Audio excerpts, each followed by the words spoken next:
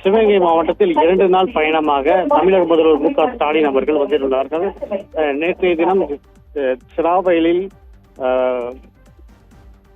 ஜீவா காந்தியடிகள் சந்திப்பு குறித்தான சிலைகளையும் அதுக்குரிய அரங்கத்தினையும் திறந்து வைத்தனர். அதனைத் தொடர்ந்து வீடுகவி முடியரசனார் சிலையை திறந்து வைத்தார். 2ஆம் நாள் நிகழ்ச்சியாக இன்று காரைக்குடி அருகே உள்ள கார்நாடு காத்தானில் வேளாண் கல்லூரியில் சி சுப்பிரமணியம் அவர்களின் பேரில் புதிய அரங்கத்தினை தமிழக முதல்வர் இன்று திறந்து வைத்தார்.